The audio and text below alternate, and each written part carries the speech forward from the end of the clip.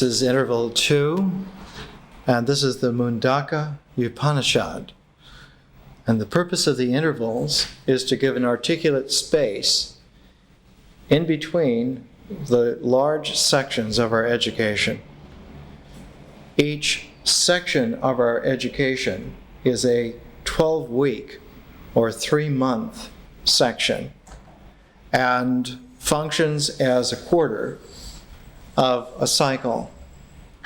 And in order to articulate that the cycle takes place within a context, I have 4 intervals, and each of those 4 intervals is like at a cardinal point in the cycle, so that the solstices and the equinoxes of a seasonal year are intervals. So that in sacred tradition, in Paleolithic times, the use of intervals like this was for a hunting year rather than an agricultural year. And the hunting intervals were always intervals to beef up the courage of the people. In an agricultural cycle, the intervals were not so much for the courage of the hunters and gatherers, but to assure that the connections, the resonances, the harmony with the heavens and the earth were secure. Let's go back over this because it's a very simple point, but one that's telling. In Paleolithic times, human beings were hunters-gatherers. In Neolithic times, human beings were largely farmers. A hunting culture for human beings is always based upon courage. An agricultural society is always based upon the connectedness. So in Paleolithic times, courage was the most basic of all human endeavors.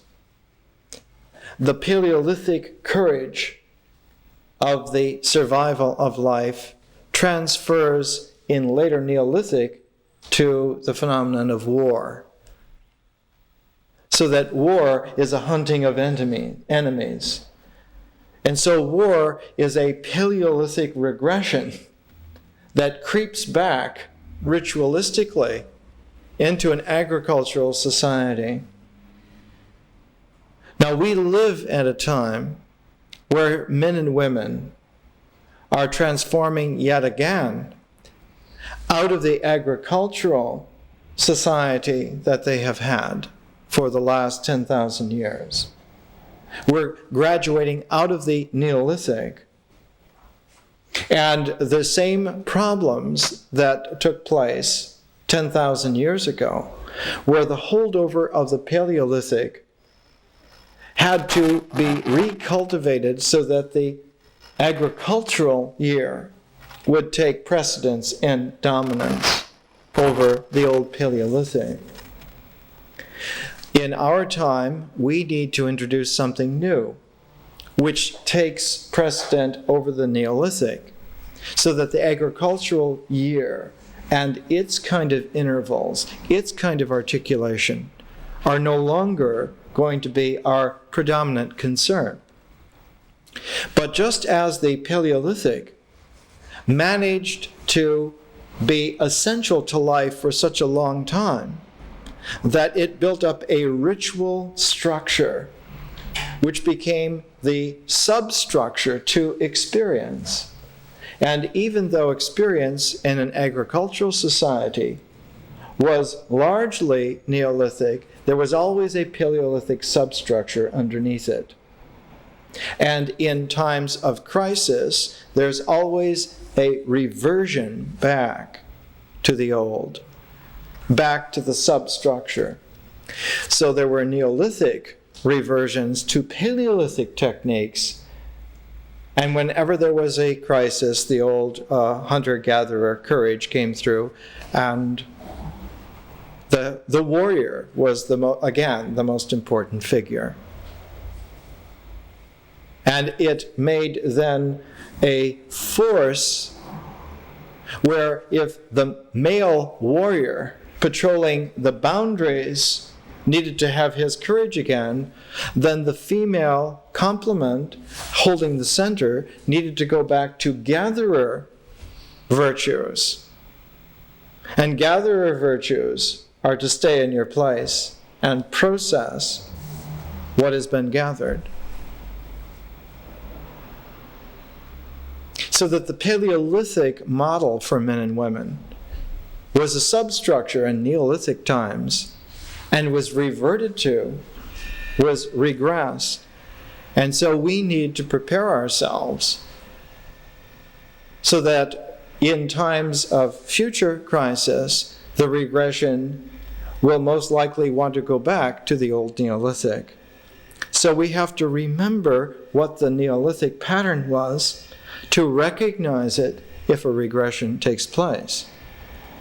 And who knows, God forbid that the regression would go back to the Paleolithic, because with genetic engineering and with nuclear weapons and molecular structure, you don't want to have the old war response come back in. It would be absolutely terminal and deadly. If there are wars in the 22nd century, they will last about 1 hour, and they will be final, and that will be it. So we need to be conscious in our education from the very get-go, conscious that something new is to be brought into being, not introduced, but discovered. And what that is, we're not sure yet, because it will be discovered as it takes shape and form. And its taking shape and form will be in terms of our conscientiousness. Whatever we do, whatever we experience, whatever we symbolize, and finally what we envision, and what we actually inhabit and actually get made, that will be it. In ancient times, in the old Neolithic, after the agricultural year had been introduced for several thousand years, and a period of crisis came up, and there was a reversion back to the Paleolithic, back to the old need for the men to be courageous hunters again, back to the women needing to stay in the center and process nutritive qualities of life. These two Paleolithic traits that were very valuable 25, 40,000 years ago were regressive somewhere around 4,000 to 5,000 years ago. At the time that I'm speaking now, when this crisis, this regression, this quality of the scrambling of an agricultural life through crisis back into an old Paleolithic mode had happened long enough, men and women learned, they understood that you need to have some way to hold on a ritual basis the net of life, what we do, our actions, so that it remains firm, it remains as a trustworthy basis, and does not allow for the regressive qualities and actions to destroy it.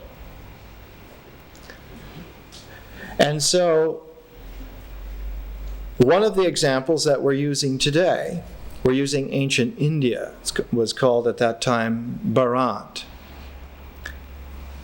as in Mahabharata, Maha great, Bharata, the great Indian war, Bharat. Now the subcontinent of India geologically formed when it broke off and smashed into the Eurasian landmass, and the impress created the raising of the land of the Himalayas and the Hindu Kush. And so in the most primordial geotechnic way, India is the product of a tremendous smash, a tremendous conflict. And the response of India was always to rise higher than one could expect to rise to meet the occasion. This geotechnic quality is in the Indian soul. And so when the crisis, which happened worldwide and took various shapes, the shape that it took in India was different from that in China, different from that in Mesopotamia, different from that in other regions of the world. In India, the crisis was met by the capacity to rise to transcendental heights that have hardly been reached ever again. And so one finds a transcendental quality of response to conflict in India, which is outstanding. Indeed, it's a paradigm. So when the Neolithic crisis, when the agricultural year crisis, when the old Paleolithic intrusion through a regression happened in India again and again over several thousand years, the response was to make a transcendental vision and to incorporate that vision back into a new ritual level that would be a foundation. The new ritual level that India made was codified in the Vedas, so that the Vedas are a ritual structure, and their ritual structure is actually in a 4-part quaternary. So there are 4 Vedas. The primordial Veda, the Rig Veda, is a series of about 1,028 verses, more or less. And the Rig Veda was recut several times to make the other Vedas, so that the Rig Veda restructured with various emphases having added commentary to, are what the other 3 Vedas are. So the Rig Veda is always the Ur Veda, as the 19th century German scholars would have said. The Ur Veda, the basic Veda. But it was recut in 3 different ways. The Sama Veda, the Yajur Veda, and the Atharva Veda. Now we're concerned today with one little tiny section of the Atharva Veda. We're concerned with the Mundaka Upanishad, which is like a little kernel. It's like a seed kernel that appears at the end of one of the sections of the Atharva Veda.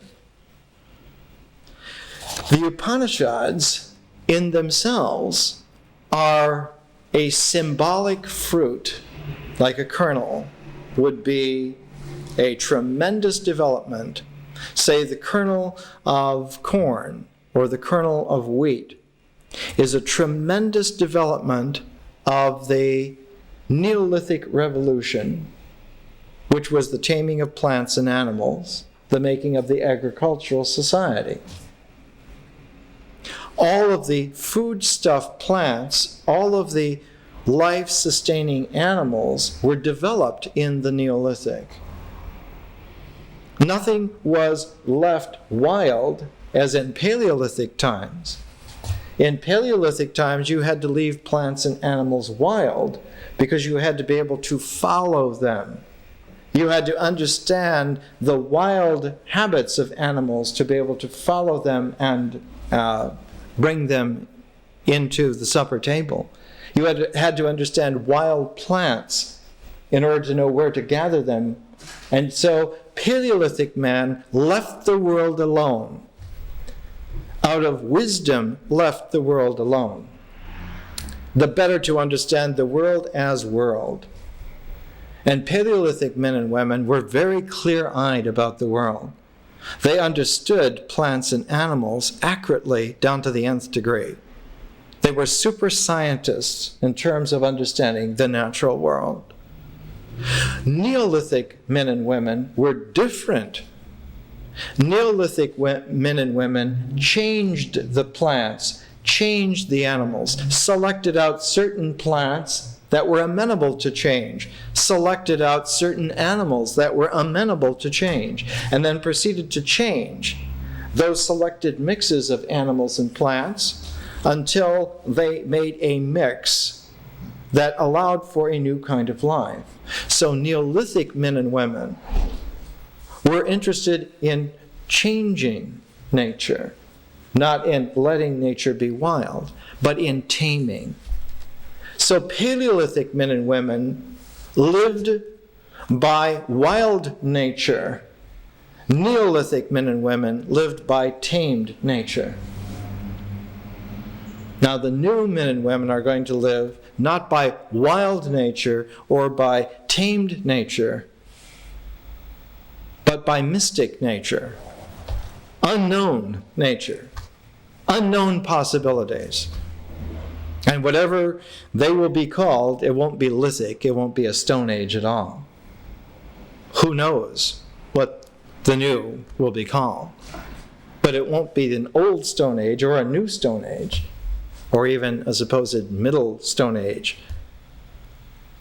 It'll have nothing to do with stone.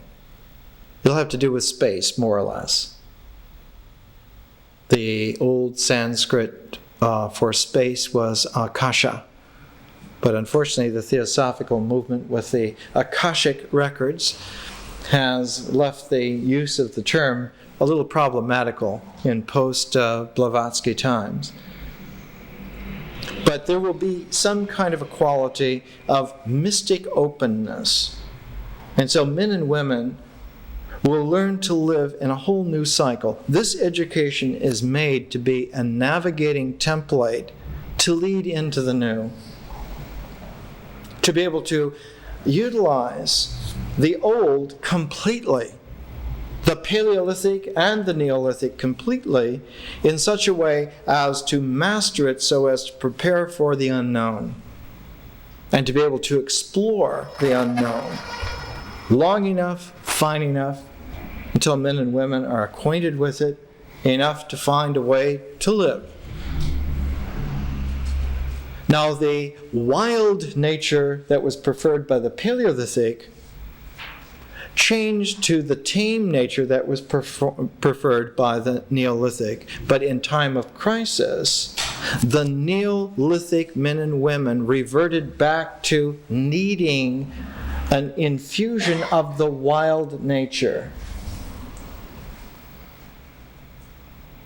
which accounts for the worship of Dionysus, for instance. In classical Greece, at the very pinnacle, Euripides writes the Bacchae about how tame nature is suspect because underneath is a love of the wild.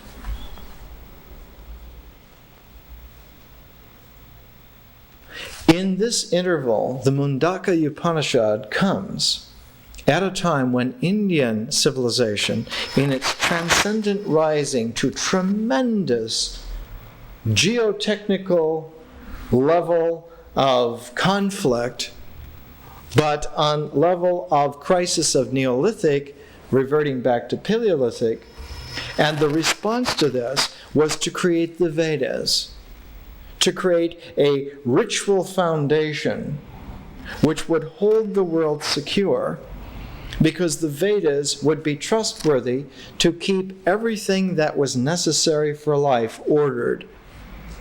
But all of the order of the Vedas is of a ritual nature.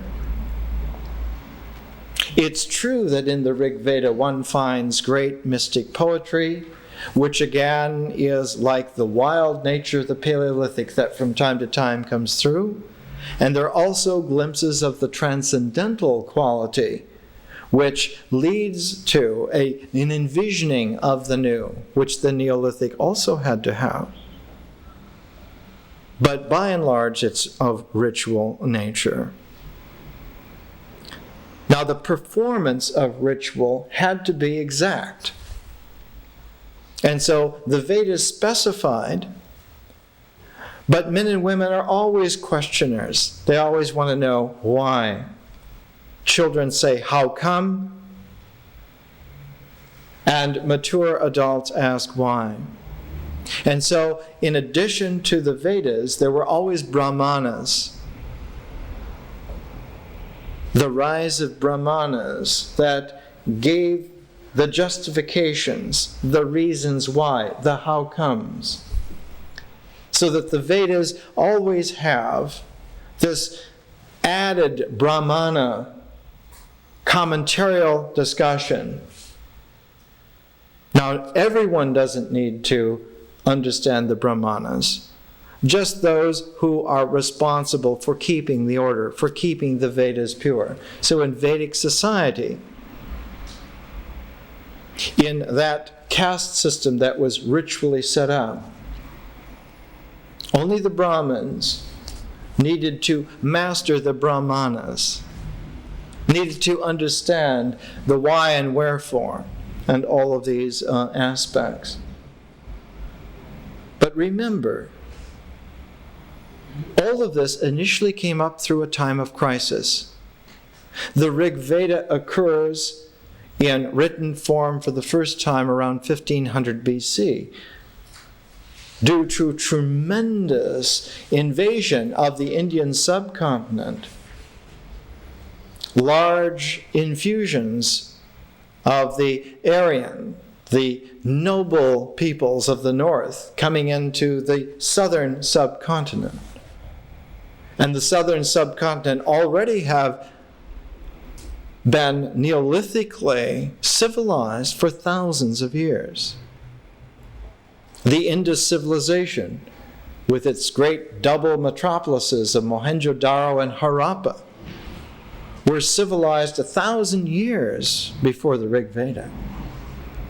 The level of Indus civilization is much higher than the level of the Rig Veda.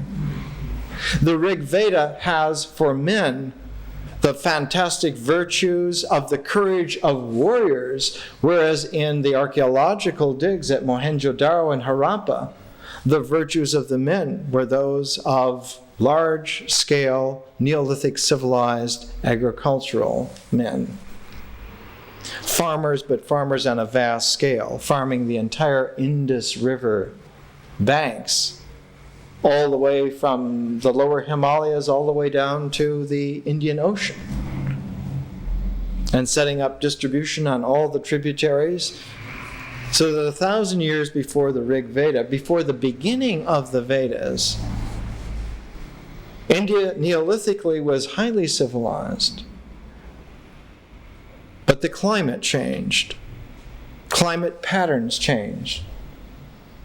And with desiccation coming in, that civilization shrank, and then the great Aryan invasions on what was left many hundreds of years later, and a time of conflict, a time of reversion back temporarily to Neolithic qualities, back to the respect for the wildness of nature.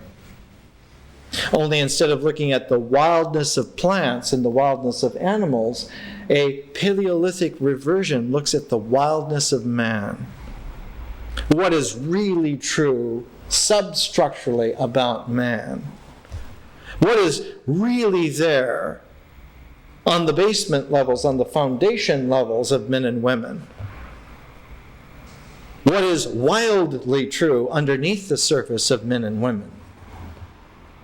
And so in these kinds of times, the complementary response to that discovery of our hidden wild nature is the vision to make an even stronger ritual substructure that will absorb those wild energies. Absorb those wild energies back into a pattern of firmness, so that the rituals of the Rig Veda, especially when they're recut in the Yajur Veda, where you get really high energy powered rituals, rituals that absorb all of these Paleolithic powers and feed them back into a ritual structure. In the Atharva Veda, there is the need to understand how the Vedic ritual, reinfused foundations of life have a quality of permanence in terms of the entirety of the cycle. The Samaveda and the Yajurveda are concerned with a little bit different emphasis, but the Atharva Veda is concerned with recutting the Rig Veda so that the entire pattern of life has a firm foundation, that everything works, that the absorption of all the energies, Neolithic or Paleolithic, are all woven together, and the rituals take into consideration everything. Nothing is left out. Inclusiveness, completeness, that the ritual integration of what women and men in all of their capacities are capable of, that all of those energies have a place, are included. And so one has, with the Atharva Veda, a quality of the Indian personality which persists exactly till this day. A friend of mine once observed about India, everything that has ever been done by human beings is still done in India on the street. On the street level, India remembers everything and throws nothing away. Nothing is out of date in India. And it's all preserved in a very complex, mulched present. Not only all of the past and all of the present, but all of the future. All at once, all the time, everywhere. And so this kind of universal, all-inclusiveness of India produces this kind of personality. Now, for our purposes, we have to understand that this fundamentally is a ritual-respecting personality. It has the strengths and the limitations of a ritual foundation. And because the transcendental vision is a more primordial quality of the Indian character, of the Indian psyche, that transcendent vision was also woven into, the transcendent thread was woven into the very complete ritual level. And so one finds everything on the ritual level of the Atharva Veda, including a thread which is transcendent of that ritual level itself. Now, in time,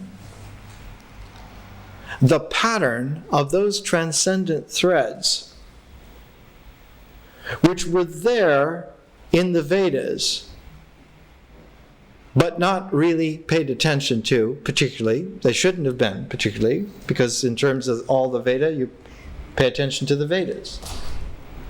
And in terms of the Brahmanas, which were explications and developments and commentaries on the entirety of the Vedas, they do not occur as subjects, as subheadings, as points of interest that are excerpted out. So in terms of the Vedas and the Brahmanas, the completeness of what is going on and why it goes on in that way is what is of concern.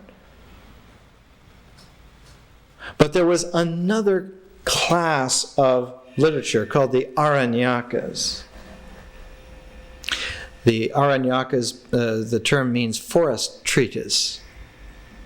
It means the little wisdom treatises that were written in the forest by hermits. They were largely by men, but occasionally they were by women.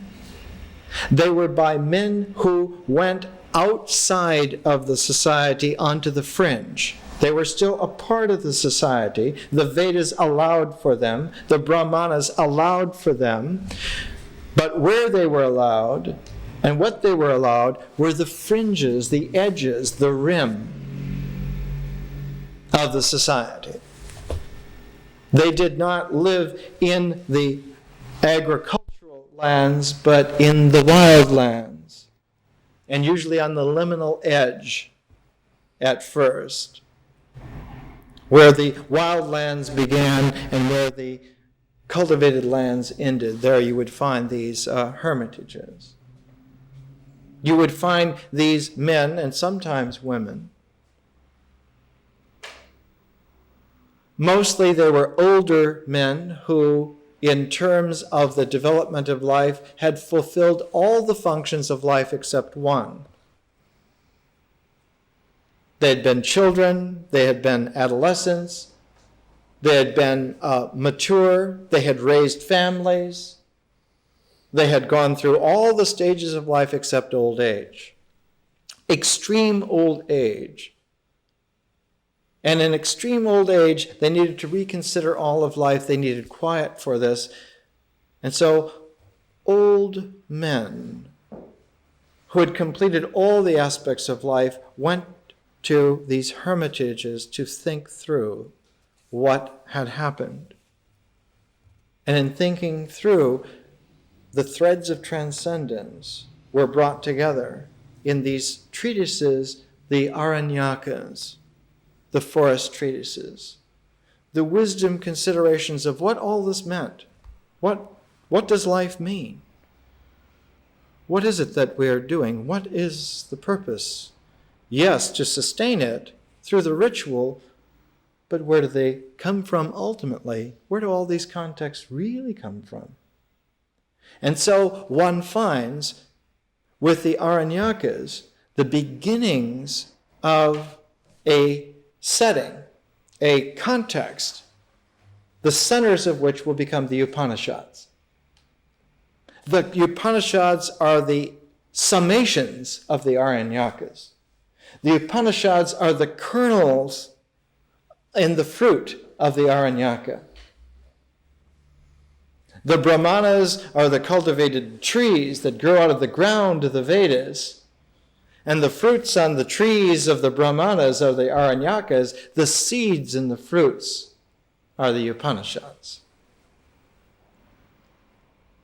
And so one finds, like in the Mundaka Upanishad that we have before us today, the Mundaka Upanishad says there clearly are two different levels of knowledge.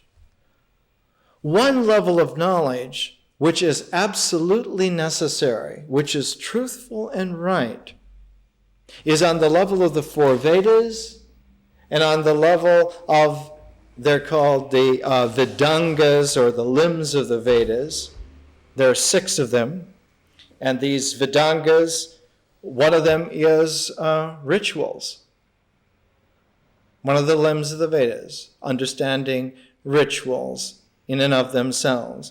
Another is astronomy, the ritual comportment to the heavens and the relationship of the heavens with the earth. Remember all these themes we've talked about. Observing the Milky Way and Polaris and the penetrating line that can be envisioned coming from the heavens to the horizontal line of the earth, and the way in which the seasons and the solstices and the equinoxes happen. One of the Vedangas in India was the study of astronomy. Another of the 6 was a study of the rituals. And the other 4 of the Vedangas were study of language. Phonetics, grammar, etymology, and what is called prosody. Prosody is how you arrange words to get the best meaning, how you arrange meter in order to get the best conveyance of presentation. So prosody, etymology, phonetics, grammar, those 4 have to deal with language, so that the Vedangas dealt with ritual, astronomy, and language. So you had to master the 4 Vedas and the 6 Vedangas, ritual, language, and astronomy. But all of that, the Mundaka Upanishad groups as lower wisdom. It is not wisdom so much. The term that's used in the Mundaka Upanishad is vidya. It means seeing, that one has to see this is how it is. See that it's done this way. See that this is how it is done, and this is what it means. But the Mundaka Upanishad says that there is a para vidya. There's a higher knowledge. There's a higher seeing. There's a seeing above, what we call vision in our education. That vision is remarkably, radically different from a lower knowledge. The lower knowledge is all based upon perception. The higher paravidya is all based on what cannot be perceived. The Mundaka Upanishad says it is not perceivable at all. It's not even nameable. It's colorless. It has no attributes so that it's unfamiliar to someone who knows the world completely. It is totally and radically different. Requires a transformation in order to come into participation with. Can only be contacted after a transformation. So that the Upanishads were the seeds in the fruit of the Aranyakas, but one should not pick an Aranyaka until one was ready to participate in a hermitage situation. Until one left, and after a while hermitages began to be very large and called ashrams, large grounds, but originally they were just simply a hut in the forest for a single person, for a single old man.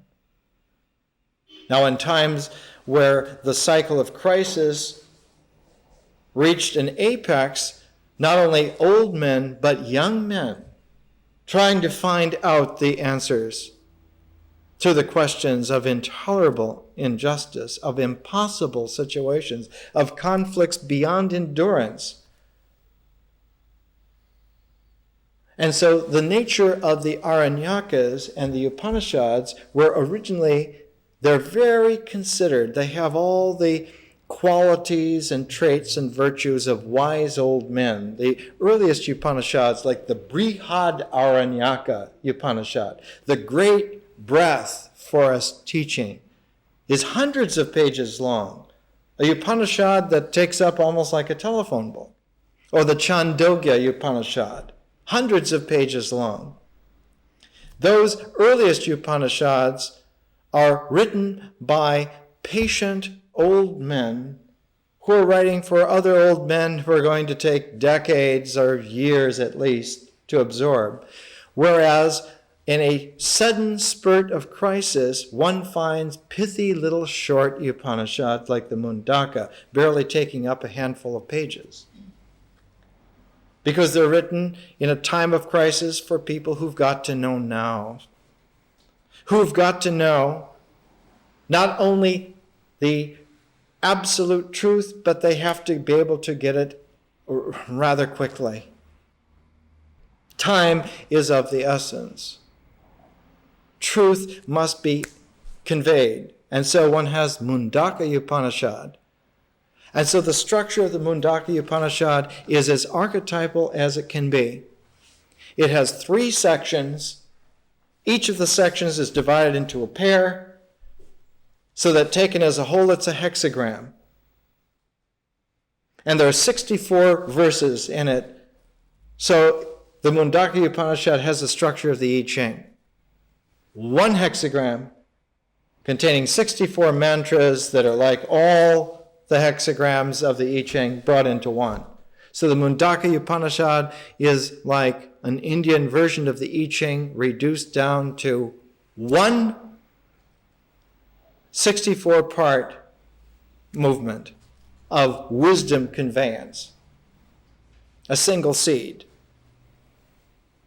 But in order to be able to address something as concise as the Mundaka Upanishad, you have to make your attention very sharp. Because the Mundaka Upanishad does not color outside the lines at all. In fact, doesn't even color in the line around, just simply goes to the nth space in the middle. One has to prepare oneself to be able to be sharp enough to go to the nth earth space. And if you're looking for some kind of explanation that's very pleasant and very convenient, you won't find it. If you're looking for something even pithy in terms of conventional worldly understanding, you won't find it. This is a radical presentation where the only thing that's there is the dot underneath the exclamation mark. They didn't say anything except give you the dot under the exclamation mark. And if you cannot understand that, then you pass on. Now the Mundaka Upanishad, because mund means to shave, it connotates a razor. Now some monkish, Brahmana-conditioned commentators over the years thought that it meant to shave the head like the monk, so that one becomes a monk or a sannyasin, and that only monks are able to hear this. This is a ritual configuration that was out of date 5,000 years ago. It means to shave your field of attention down, to hone it so that it becomes simply one laser directness. Because the language of the Mundaka Upanishad is being compacted so much that the words, rather than being strung out, are being stacked, one in behind another. So that when you organize the Mundaka Upanishad in terms of its deep, transcendent wisdom, there's only one word that appears at the very top of that stack, and that word is Om. And if you can hone your mind to single-pointedness, all that you will see is just the character that reads Om. That's it. And so one could make a symbolic amulet with the character for Om and understand that stacked in behind that Om is all of the language of the Mundaka Upanishad. And you could wear that Om as an amulet, and it would preserve the entirety of the Mundaka Upanishad. And if you would put that amulet into practice in a differential consciousness, the amulet would transform into a talisman. Now, this is the way ancient wisdom in India ran. Not at all the polite parlor concerns of the swamis and the like, but a do-or-die necessity to deal with impossible, intolerable crises that actually occurred and actually came up. And we're going to take a break in just a few minutes and come back then. But let's comb out for ourselves a structure of the Mundaka Upanishad which we'll develop in the second part today. It's a triad of pairs. Each of the three sections has a pair of sections. These three pairs of sections form like a triangle, so that the pairs in the triangles are the vectors of the lines forming the angles. So that the Mundaka Upanishad, if you caught it as a dynamic form happening, you would not see a triangle, but you would see three angles that relate together. And if you allowed attention to focus on it, the three angles would extend their vectors and one would have a triangle. So that the instantaneous dynamic gestalt that one sees is three angles related together. And as one would meditate on it, they would form a triangle together. And the triangle would have in its reality an inner space, a triangular inner space. And if one shifted from looking at the lines to the space, one would see a triangular space and the lines would disappear. And as the lines disappeared, the gestalt of what allowed for the lines to form would transform and make a dot in the center of the triangle, so that one would see triangular space with a dot in the center, the dot under the exclamation mark of Om. This quality would hone visuality to a point of transcendence. That dot was called Bindu in India. And Bindu has a particular quality. It is a dot that vanishes in upon itself. Just as the lines vanished outside of the triangular space, the dot vanishes inside the triangular space, leaving nothing left but space itself. The triangularity of the space is no longer there. If one had deep enough tapas to freeze dry that nanosecond, the space would be a triangular space with a cutout hole in the center. And that triangular space with a cutout hole in the center, with no lines defining it outside and no point defining the center inside, that spaced form is able to be gone through. And the Mundaka Upanishad says, there is a bow and an arrow which you shoot through that target. And when whatever is the arrow is shot by whatever is the bow, goes through that target, one is liberated forever. Because the space beyond that is indeed a para, a beyond. It is a para vidya. Let's take a break.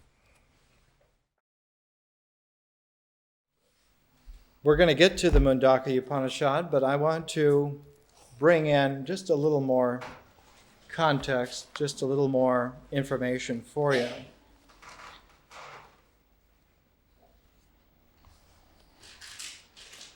In the past lectures, in the development from nature and from ritual, there are certain qualities of remembrance now that should be brought into play.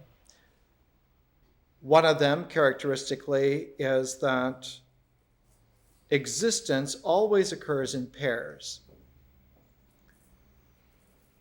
Pairedness is the deepest of all things, says Lao Tzu in the Tao Te Ching. There's something deeper than pairs, but it does not happen as a thing. What is deeper than the pair is the penetration to the space beyond, through them.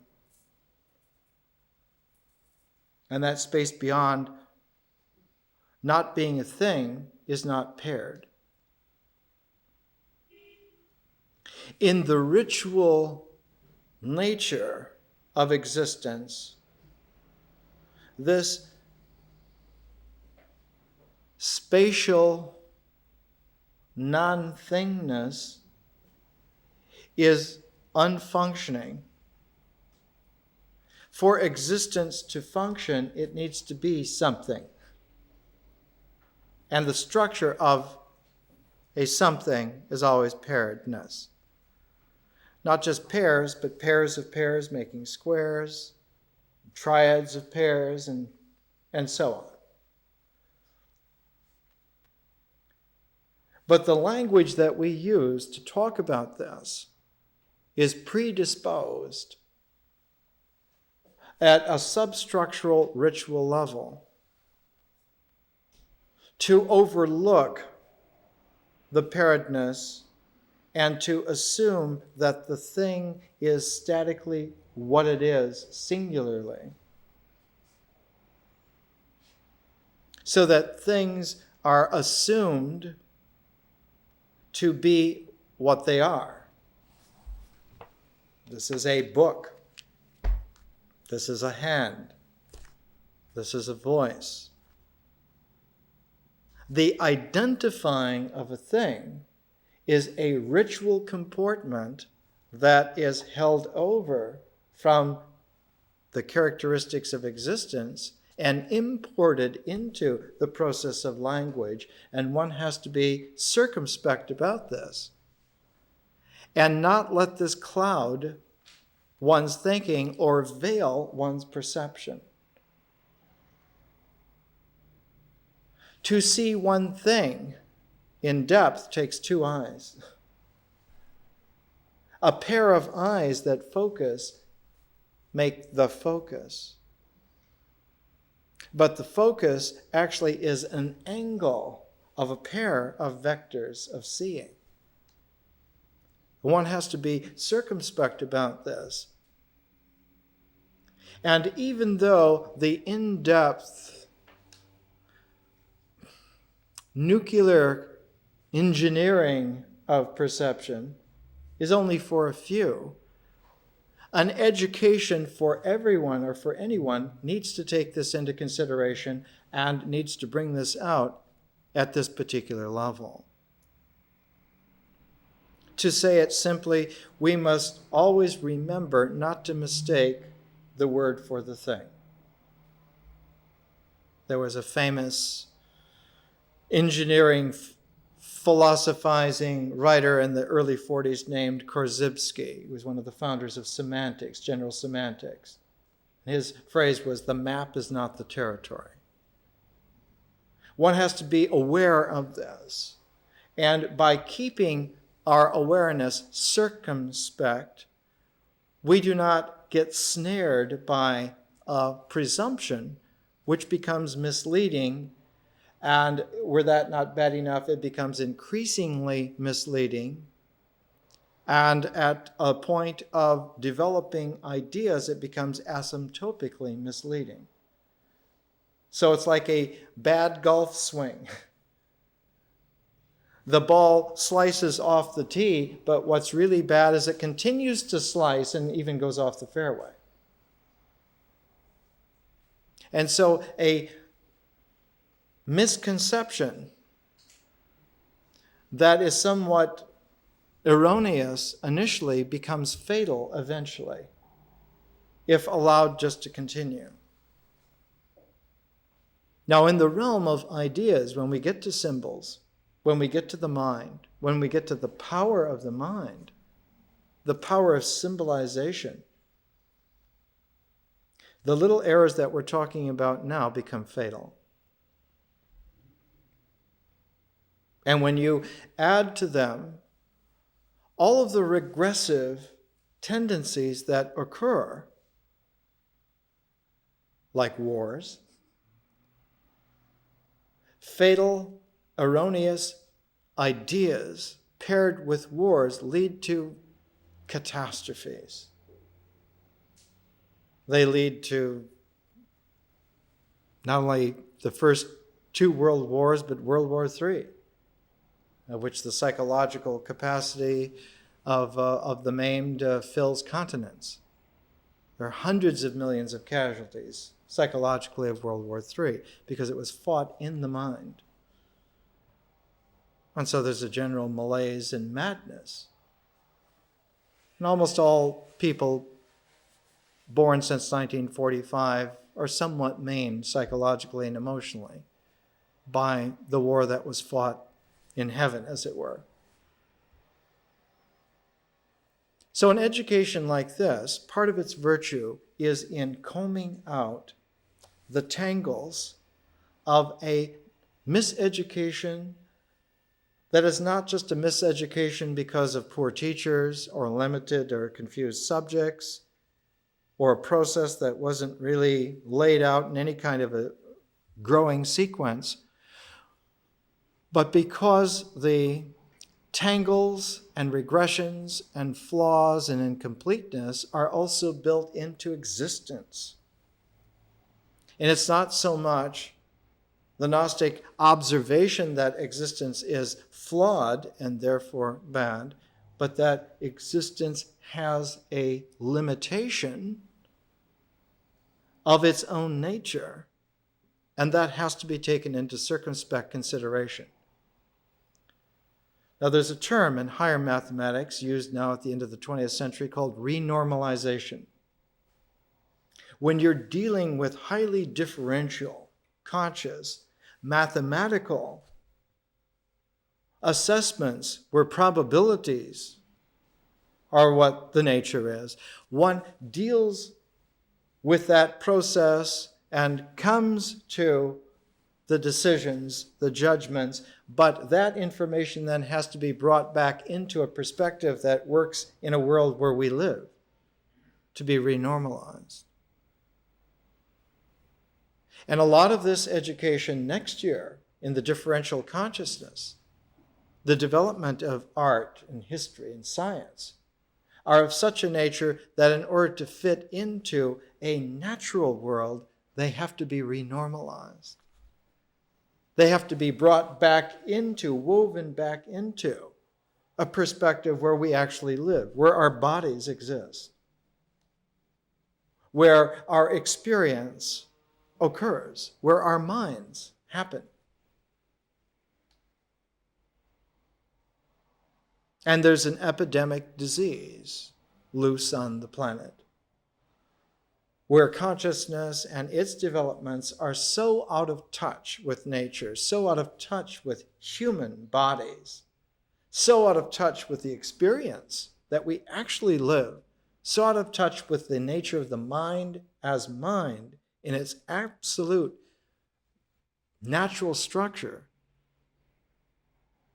that the shapes and energies and resonances of differential conscious creations in art and history and science just add to the conflict, just make a mash. And it's like a historical shape that becomes a predator. And human bodies become cancerous or become prone to nervous traumas or whatever. A whole list of symptomatic responses because differential conscious forms and shapes are out of touch, they're out of tune with the nature of integral qualities like the body and experience, not to even to mention the mind. And so we live at a time of abject crisis. The world never gets much worse than it is now.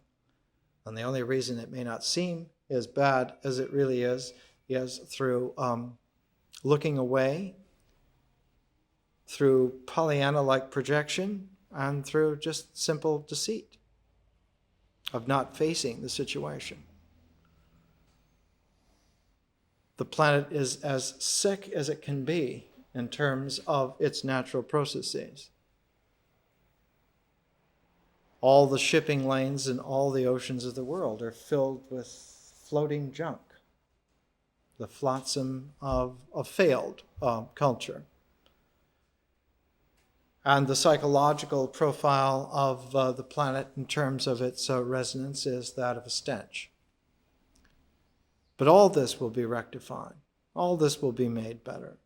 But it can only be rectified and made better by a population of people who do so. And that population of people haven't been educated yet. And until they're educated, there is no population. Because the natural response to the situation is not enough to handle. Because the problem is not just on a natural level, it's on a supernatural level. It's on a paravidya level. The problem is not simply that bodies are breaking down, that experience is crushed, that minds are not clear, but that there is an impress, an avalanche of visionary forms, of artistic forms, of historical forms, of scientific forms that simply are like an avalanche burying any possibility of natural response. So the problem completely outclasses the ability of the body to respond. It doesn't matter how wise you are about the body, how truthful you are about the body. It outclasses the ability of experience to be whole. It outclasses the ability of the mind to be clear.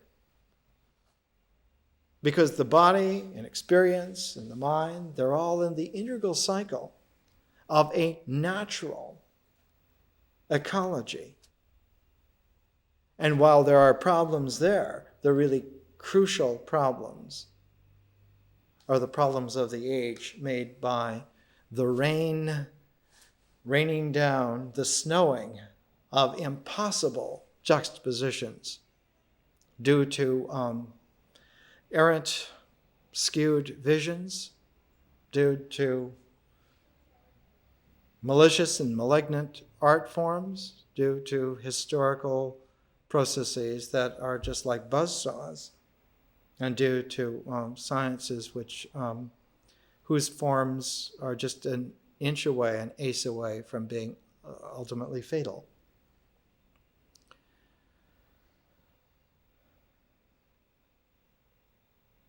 During the Gulf War, just 5 years ago, had it have been technically feasible, there would have been germ warfare on scale of hundreds of millions of deaths. And it simply didn't happen because the maturity of the crisis was not let to go to full rottenness. But as Bertrand Russell once observed, when someone asked him why an old 97-year-old man would concern himself so much with world peace when he'd been a mathematician all his life, his reply was, man has never made weapons that he has not used. And if man doesn't change his nature, we have no chance against ourselves because we already have the weapons. And so we have to mature. But that maturation is only because of an education. There's no way for the body to evolve to handle the problems of differential conscious forms gone astray. Even an alien mutation on the spot would not be sufficient were that possible case. And there's no way to remarshal experience through any kind of amount of counseling.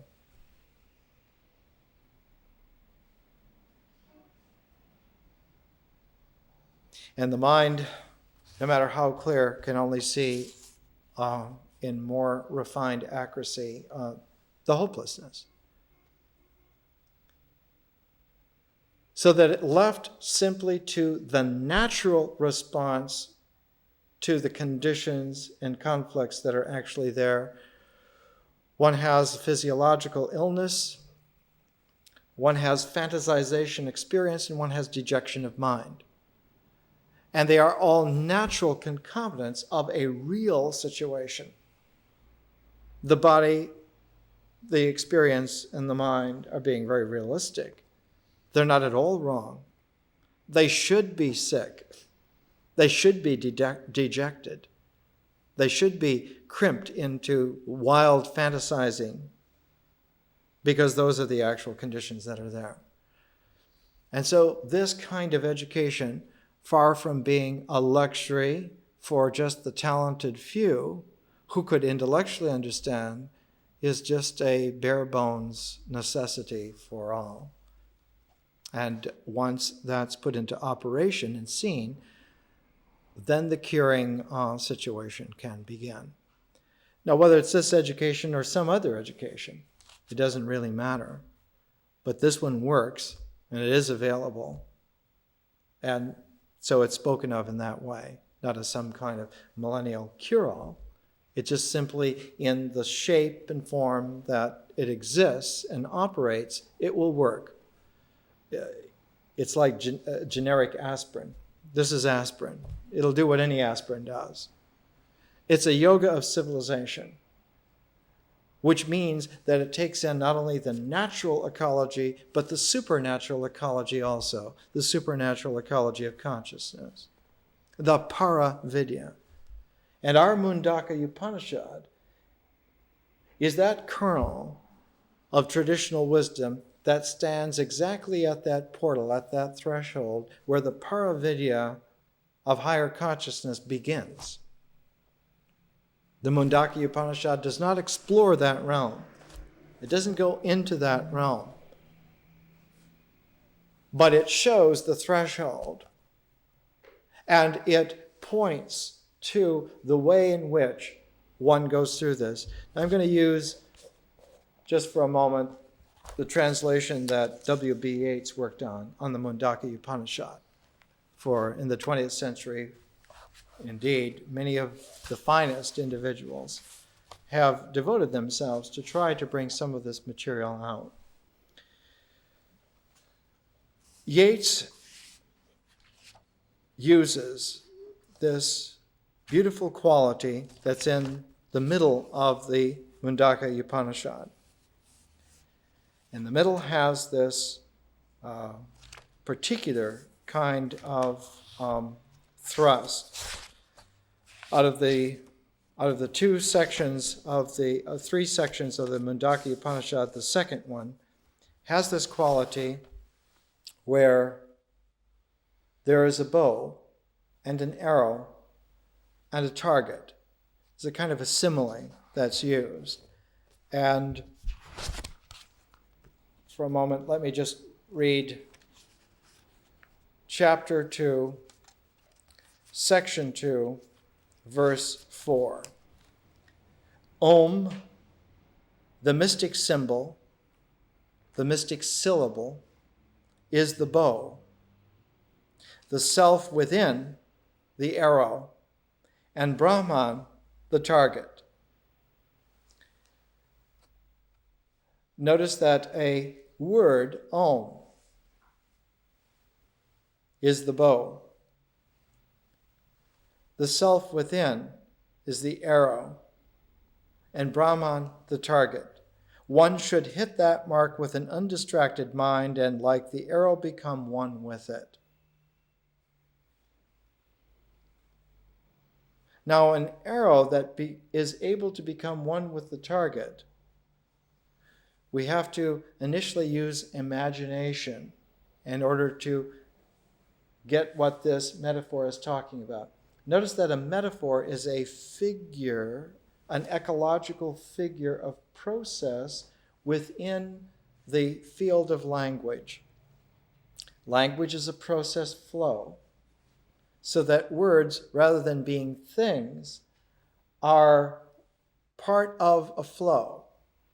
So that language very often is likened to water, to an ocean.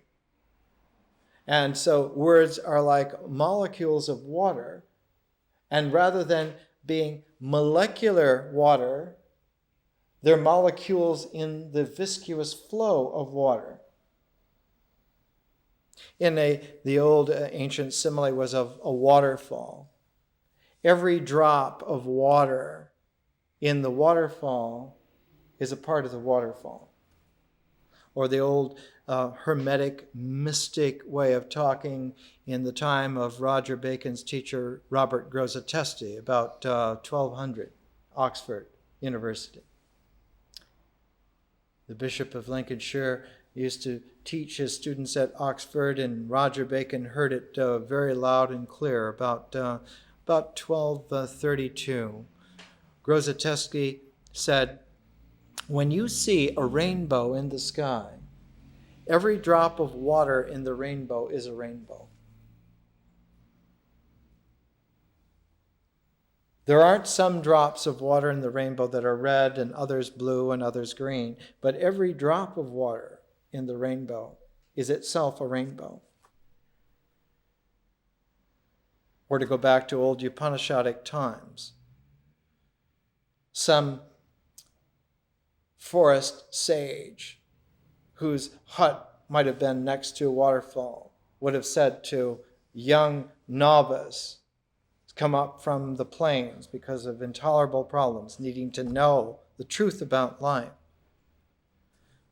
Point to the waterfall. Every drop of waterfall, every drop of rain, every drop of water here is here waterfall. Every drop in the rain is rain. Every drop in the ocean is ocean. So too, words are not things. You can take a word and make a thing out of it, but the only way you can take a word and make a thing out of it is in the mind. But in language, words are not things. They're like drops in whatever process is happening, whatever stage in the process is happening. They're rain, they're waterfall, they're ocean, so that the words participate in the phase of the process, and they are water. Not water as a thing, as a drop of water, but water as now rain, now waterfall, now ocean. So that words in language, one has to look with circumspect at what is the process? What are we saying? How are we saying it? One has to understand the ecology of language and at what phase now is what we are saying occurring.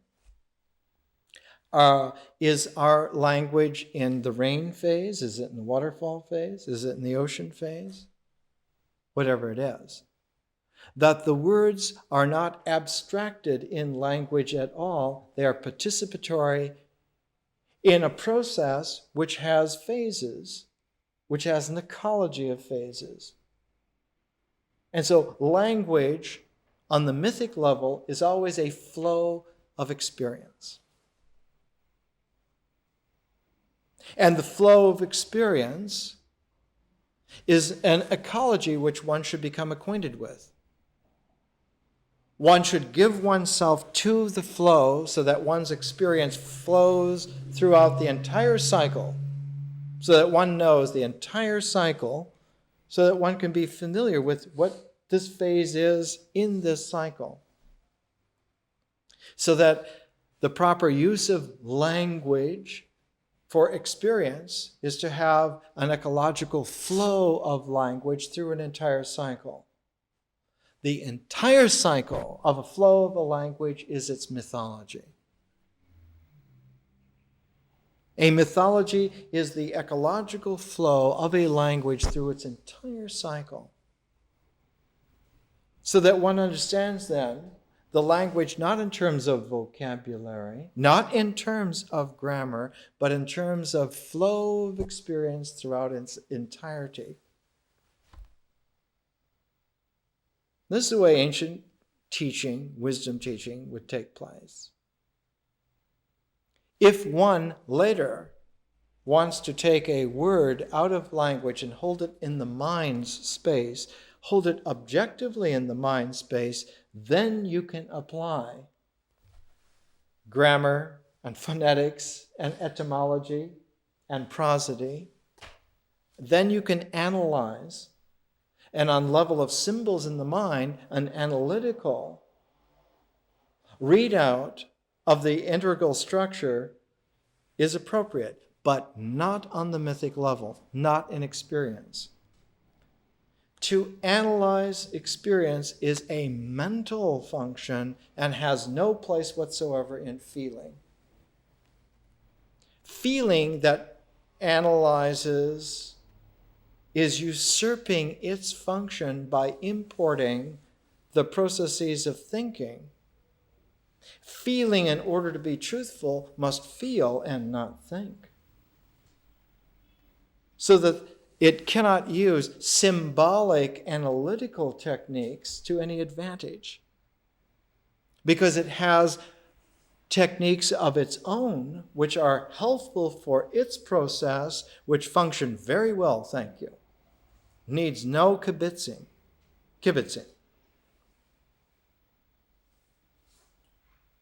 So the feelings do not ask for mental opinions in order to be real. But the feelings of experience are annealed to the flow of language. So that as language fills itself out, the capacity for feeling also fills itself out to that extent. So that the increased usage of a language in its full ecological flow makes the health of feeling for its people. So that the tradition of a culture is not a possession that it has. The tradition is not something up here which one takes off the shelf and then puts into some box called a culture. The tradition is the structure itself of the way in which the culture exists in experience. Now we're using language in the right way. Now we're talking in a sense that has deep intelligibility.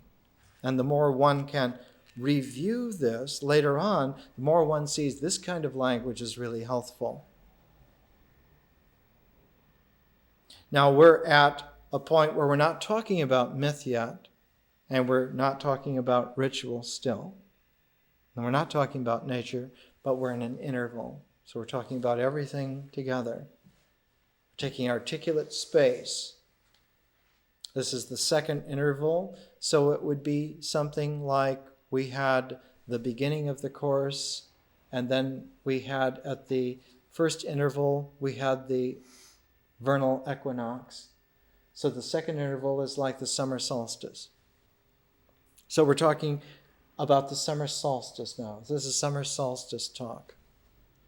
And summer solstice mythology always relates to the sun at its zenith. It's always talked about that way. Whenever you hear anywhere on the planet in wisdom traditions, men and women, for as long as mythology has ever happened, ever existed, as long as intelligent feeling has ever matured itself in language, at this time, at this phase, the talk is about the sun and its life-giving qualities at the zenith and the response of the earth at that time. Now, in a Paleolithic hunting society, a man at the summer solstice shows his courage to the sun. If you're a good Paleolithic hunter, if you're a John Wayne among Paleolithic hunters, at this time, this is where you show your stuff. And the ultimate courage that a Paleolithic hunter would show is that he is willing to give his life for the nutritive survival of the life of his tribe, of his people. And so a Paleolithic man would offer his life, would make available a situation where he is in ultimate jeopardy, ultimate peril of losing his life. Win, lose, or draw. But a Neolithic man has different take on this. Not that he doesn't have the courage of the Paleolithic hunter. It's not a question that he doesn't have the fighting elan of the Panzer tank general. No, it's that his understanding is not to show courage, but to show the deep understanding of the need for relational connectedness.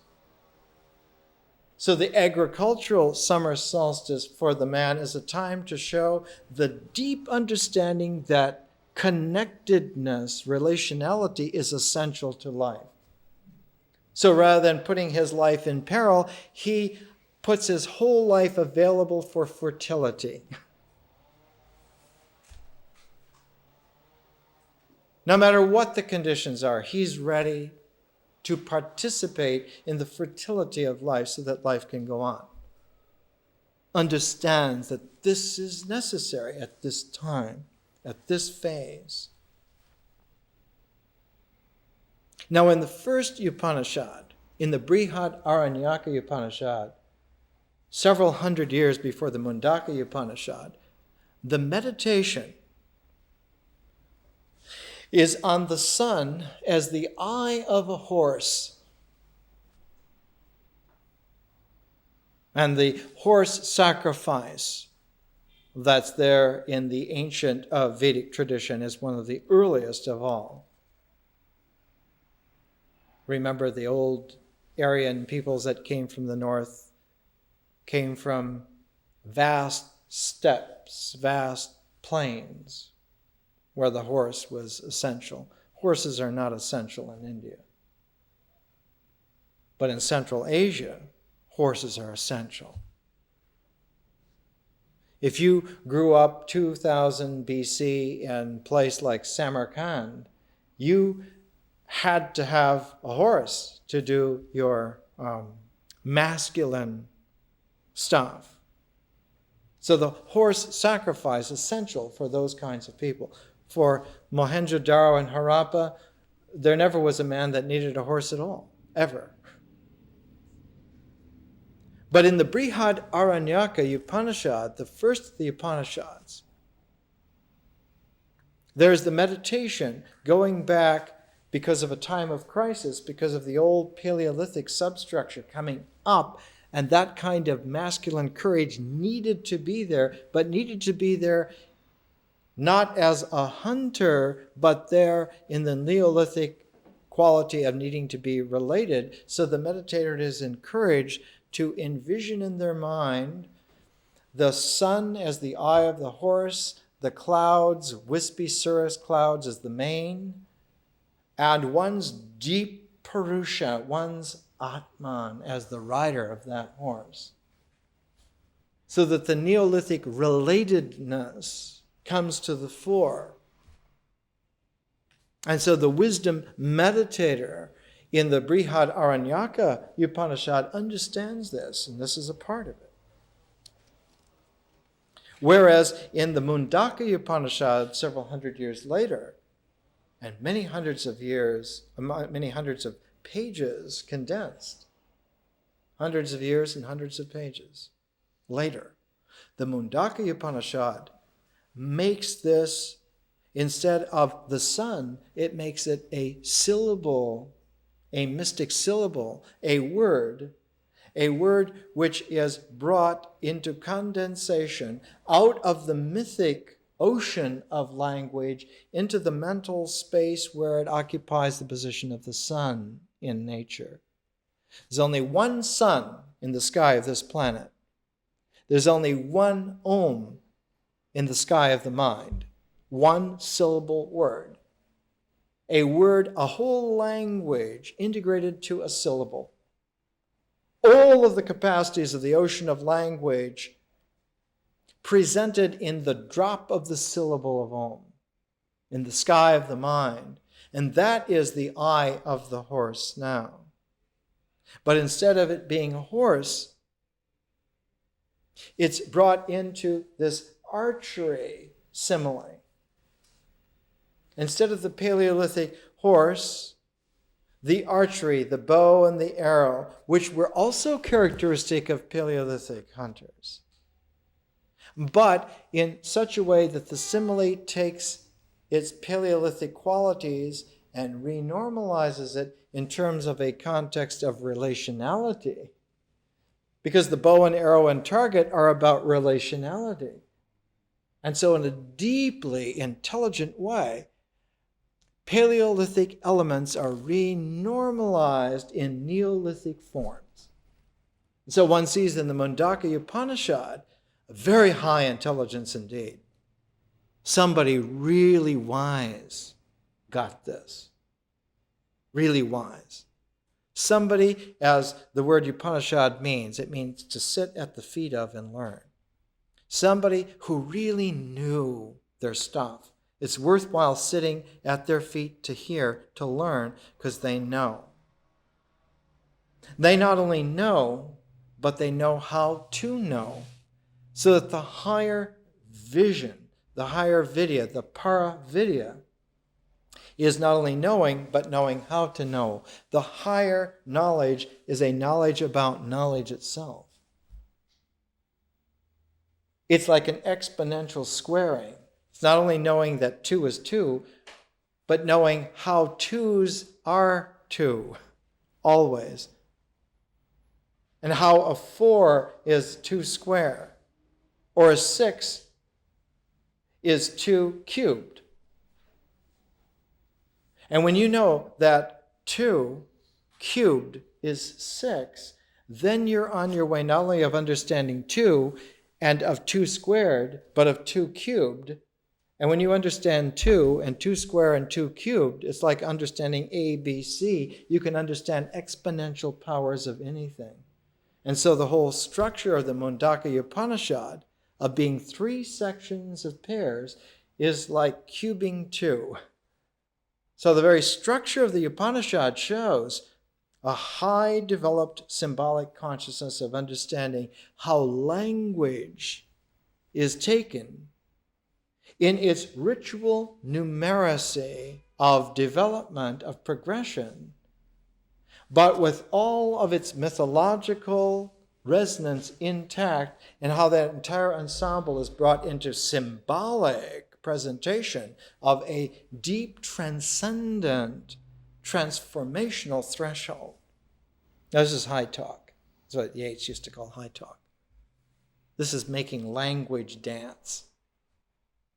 It's like David, who was able to dance before the Lord with all his might, and he got blessed because he put all of his energy into his dance, with all of his might. He left nothing out. And when you dance before the Lord in that way, by universal reciprocity, the Lord gives you all the energy. Now, in terms of India, of Indian civilization, the paired way in which energy weaves itself throughout the universe allows for energy to have this oscillation. This oscillation between the paired poles. And that oscillating energy, sometimes called Shiva, that oscillating energy is what vivifies ritual into reality. For no one who is at all wise would believe that because we do the rituals, all of the real occurs. No, the rituals are only an invitation for the real to respond, and the real brings the vivification. Man's ritual is only one vector, the vector that you see, that you have something that you can do about.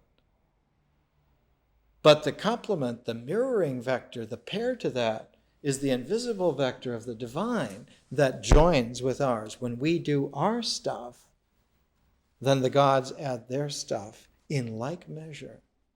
And those two vectors together make the oscillation of the real happen.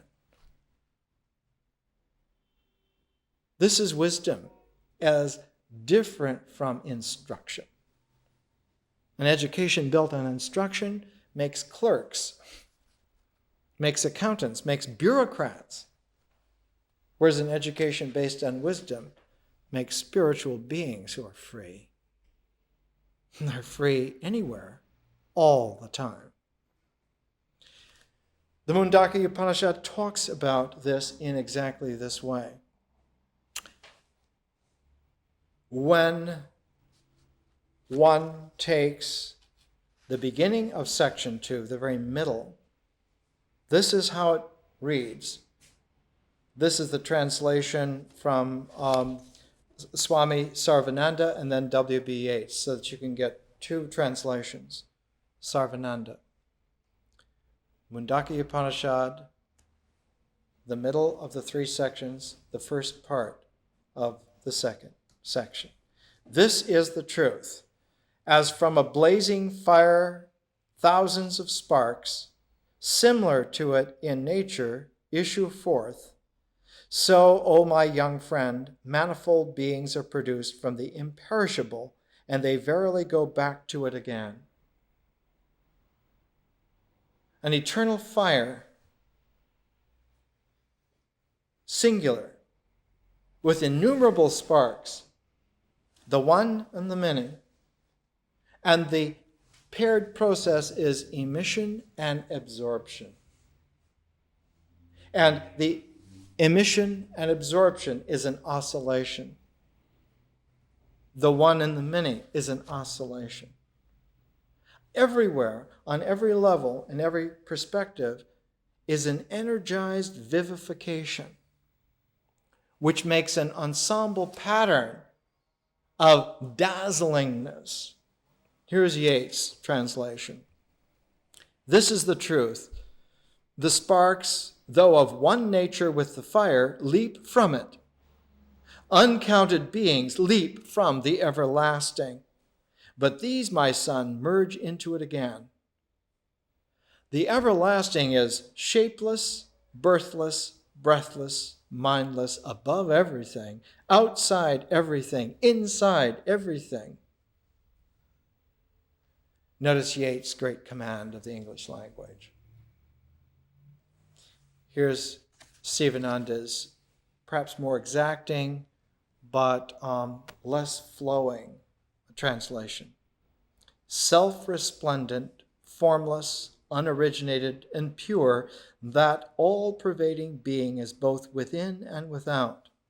Remember the triangular space that had no border, no defining line as border on the outside, and no defining center on the inside. There is a very high meditation in the Vajrayana in Tibetan Buddhism. In Vajrayana, and developed in the Kargyupa order, called Lam Rim. It means limitless meditation. But in the Kadampa order, there is an esoteric sect, an esoteric group that also develops the meditation further so that there's also no center. There's no defining center. It's difficult enough to master a meditation that has no defining outside, but it's quite a wild thing to have no defining center also at the same time. When he was younger and still energized, Chogyam Trungpa, who learned this particular discipline from his root guru Jamgon Kongtrul of Sechin, he said it's like riding a horse bareback. When you ride a wild horse bareback, you have no control over the movements of the horse, and you have no control over your movements on the horse. When you can ride that way, then you're truly free. This takes a paravidya to be able to see this way. This oscillation, this Shiva energy, which energizes everything, is not there because the ritual alignment is there. The ritual alignment is only a purified preparation, is only an invocation to be responded to. And when that purified preparation and the invocation that's ready to be responded to is responded to, then the third part of ritual is to put into service, to put into motion the response, whatever it is. So that from Mundaka Upanishad, one understands that the ritual level is incomplete in reality. It's only one half of a two-part process. Man only draws the line on the ground. God's line is drawn in the sky. And only where those two lines meet is there an angle of opportunity for the real to begin to take shape. So they have to come together in an angle that meets, into a juxtaposition of vectors, into a place, into a locus, into a focus. Now, the ritual focus of that place was always the sacred site. Later on, in civilized Neolithic times, it was made into a temple. The temple was the place where the man's vector and God's vector come together and make the angle of vision possible. So the temple was a sacred space because that's the focus where it happened. But in the original India presentation of this, the focus of the ritual, man's vector, was not a temple but was an altar. And the original altar was in the shape of a bird, of a giant eagle. The clay bricks were made and they were laid on the ground in the shape of a giant eagle. And the ritual sacrifice always led in ritual succession through all of the stages of purification, no matter what, all of the stages of invocation, no matter what, to the place in the bird where flight could take place. The great Rig Veda celebration of Agni Yoga was that the flame, the eternal flame, would be ignited there on the altar of the bird. A bird made out of the same clay that the Neolithic food was grown in. The soil where the food of life was made was taken out of context temporarily and formed into the bricks to make the bird, upon which the altar of the Agni Yoga flame was kindled, so the vector of the divine would come and meet it there, so an angle of vision, a handle on the real, would occur. And one then would dismantle that altar, put that clay back into water, and put that dissolved bricks of clay, now soil, back into the ground. So that instead of there being a permanent temple, there was always this provisional making of an altar, and then returning the altar back to the earth, so that the whole earth was sacred, so that the land itself was sacred. This was the high wisdom. And in time, the high wisdom comes down, and in its degeneration, men make temples that they leave, and they say, well, the sacred is there, as if God's going to stay in a house that man builds. That's pretty dumb when you say it that way. Do you think he's going to stay at home where you put him? She has no idea of staying there. She lives in a spirit of romance where there are galaxies without end. She's going to stay in some kind of a brick hut? Come on, you're kidding. And yet, that's the level of degeneration that happens when ritual is not re-examined again and again by the maturation of Paravidya. And that's what the Mundaka Upanishad is all about. Without checking ourselves, at least from time to time, or at least once in your life, to just shoot yourself and let yourself go through the space in the space, the central space in the triangular space, and go beyond. All you have to do is once, and then you remember. Because we not only came from there, but we actually exist there on a level deeper than existence. As the Mundaka Upanishad says in Yeats' translation, shining yet hidden, spirit lives. The ancient Sanskrit word for this spirit was Purusha. Next week, mythology. And in mythology, I would like all of us to begin another project. The project is something which I hope can be done. We have just a few people, but at least we can try to do this. The very center of mythology, of understanding, is the mythological figure. And the most poignant of all mythological figures is the mythological woman, the mythological feminine. In Greek mythology, because of the vicissitudes of the way in which it developed, Greek mythology is as geometrically condensed as any mythology in the world. And there were 6 women goddesses and 6 male gods. Let's set the male gods aside. Let's take the 6 female goddesses. And I would like to have 2 or more of you to take each of the 6 female goddesses and make a short presentation of about 5 minutes of who they were. I'll go into it more next week, but begin thinking about which female goddess you'll be interested in. And because there's so few of you, I'll have to distribute all 6. We'll have just barely enough people to handle it. Not only the interesting ones like Aphrodite,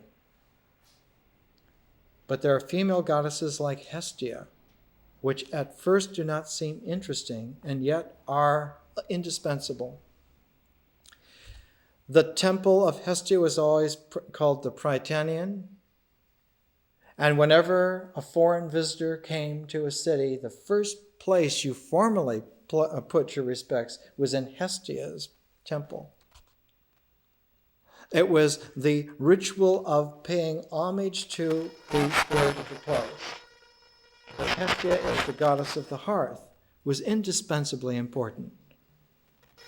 Aphrodite has an enchanting smile, but Hestia maintains the sacred fire of the place without which there's no nutritive value whatsoever. So all the goddesses, Hera, they're all of interest. Athena, they're all of interest. So try to acquaint yourself with the 6 goddesses of Greek mythology. And I'm going to have at least a pair of people for each of the 6.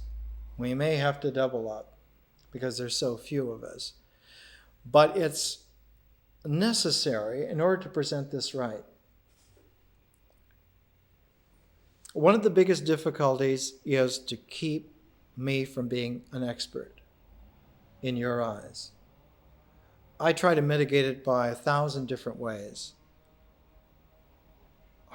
I leave little unfinished tabs of stuff so that you have all ways to pull me apart.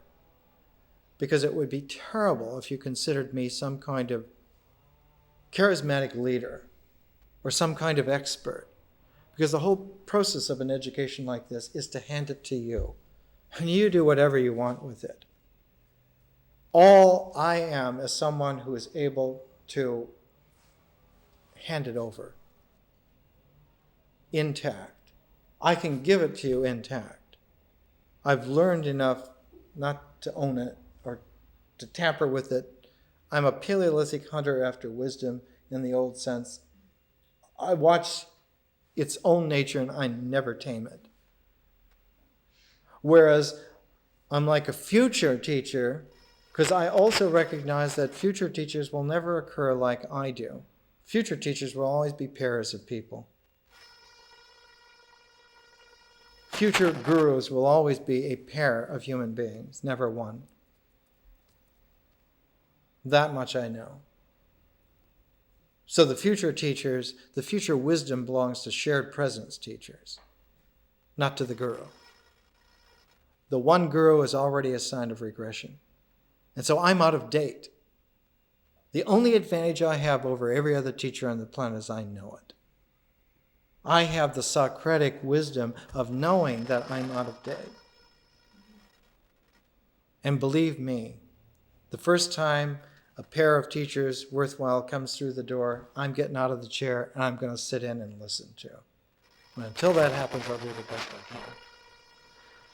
So with the mythology, with the Greek mythology, try to review the 6 female figures and choose one of them as like a focus for yourself. And all 6 are necessary. And what we will do then, and by the way, Demeter is always with Persephone. They're always a pair. The mother and daughter are a pair. So if you choose Demeter, it's Demeter and Persephone. We'll have at the very end of the mythology the presentation of the 6 figures. Now, I know from experience that LA scrambles us. You have to do other things.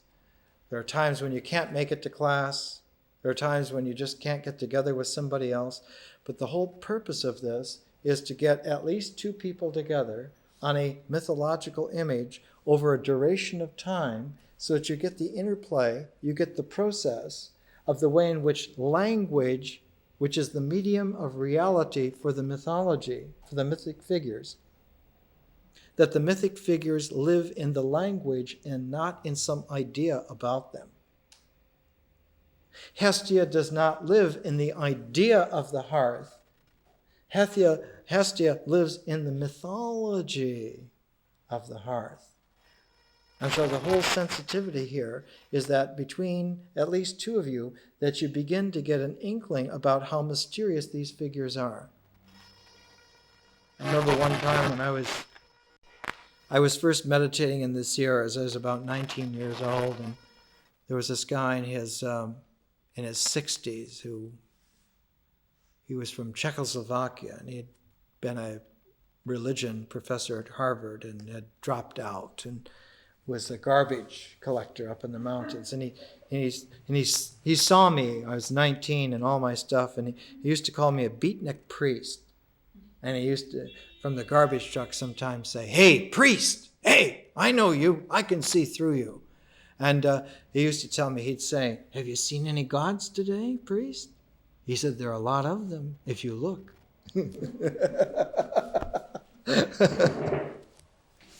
That's enough for today. I'll make some tape.